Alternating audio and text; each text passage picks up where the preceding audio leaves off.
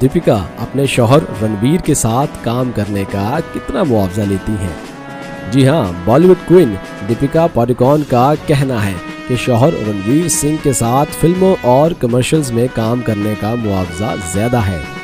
भारतीय शो में गुफ्तगू के दौरान मेजबान ने अदाकारा से सवाल किया कि आपको और रणवीर सिंह को बॉलीवुड के पावर कपल के तौर पर जाना जाता है, आपके शौहर के साथ काम करने का मुआवजा आप खुद कितना लेती हैं?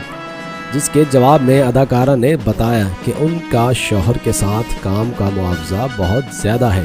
रणवीर के साथ काम का मुआवजा ज़्यादा होने के हवाले से दीपिका पादुकोण का कहना था कि दूसरे मशहूर जोड़ियों की तरह उनके और रणवीर के दरमियान कोई अदम तवाज़ुन नहीं। यही वजह है कि उनका शौहर रणवीर सिंह के साथ काम का मुआवजा ज़्यादा है। अदाकारा ने कहा कि हम दोनों मुनफरिद मुकाम रखते हैं। अक्सर मशहूर जोड़ियों के दरमियान अदम तवाज़ुन पाया जाता है।